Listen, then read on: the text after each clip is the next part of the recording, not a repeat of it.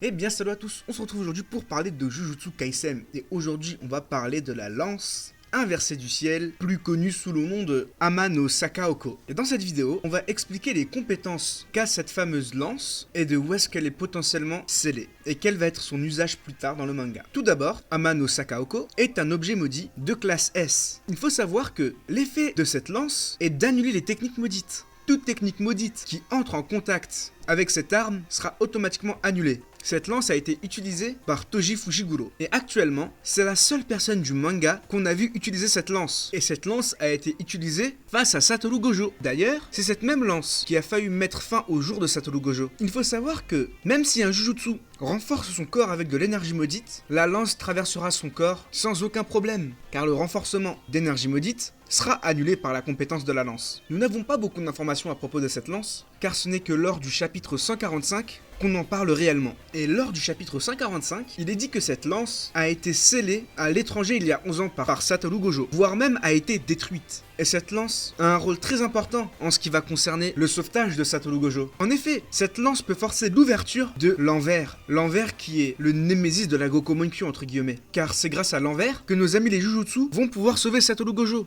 L'envers de la Gokomonkyo sert comme porte de secours à la Gokomonkyo originale. Encore une fois, le seul souci dans toute cette histoire, c'est que Ama no Sakaoko a été scellé à l'étranger. Cependant, il se peut que l'arme soit chez quelqu'un en particulier. En effet, au tout début du manga, on nous a mentionné l'existence d'un personnage. Et ce personnage s'appelle Kinji Akari. Il a été mentionné par les 3e années lors du tournoi de Kyoto. Et les seules choses qu'on sait à propos de lui, c'est qu'il a été dit par Satoru Gojo lui-même, Satoru Gojo qui est le Jujutsu le plus puissant de Jujutsu Kaisen actuellement, comme étant quelqu'un ayant le potentiel de le surpasser avec Okotsu Yuta. Et Satoru Gojo mentionne Akari comme l'un de ses étudiants qui pourrait rivaliser avec lui à l'avenir. Et il a également été déclaré par Okotsu Yuta que Araki pourrait être plus puissant que lui. Et on sait qu'il est actuellement à l'étranger. Et comme par hasard, Satoru a scellé Ama no Sakaoko à l'étranger. Le seul bémol dans cette histoire, c'est que l'arme a été scellée il y a 11 ans. Cependant, rien n'empêche que Satoru ait scellé Ama no Sakaoko à l'étranger, mais qu'il en ait parlé à Kinji Akari. En effet, si celui-ci a le potentiel de le surpasser et peut rivaliser avec lui plus tard, alors c'est tout dans l'intérêt de Satoru Gojo de confier une information aussi importante à un de ses anciens élèves. Et je pense que Yuta va en parler à nos amis les Jujutsu. Il mentionnera Akari et il leur expliquera qu'il y a potentiellement moyen que Akari sache où a été scellée l'arme Ama no Sakaoko. Voilà en ce qui concerne Araki et le scellement de Ama no Sakaoko.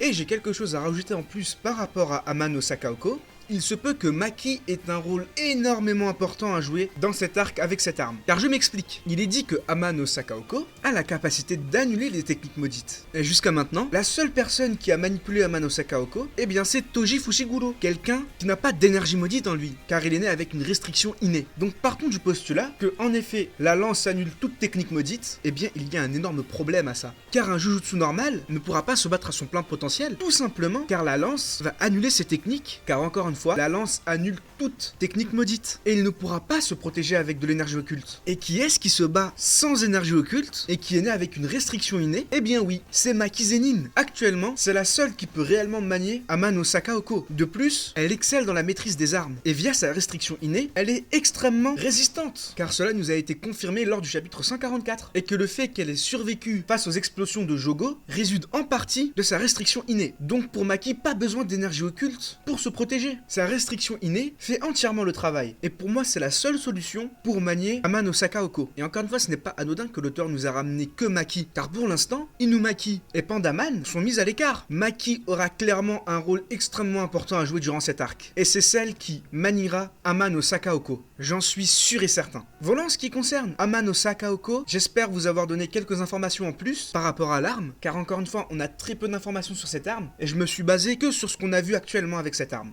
Une 3e vidéo sortira très bientôt, en complément de celle-ci, de celle en rapport avec le fil noir et du chapitre 145. Dites-moi ce que vous avez pensé de cette vidéo dans les commentaires, et moi je vous dis à la prochaine, bye bye.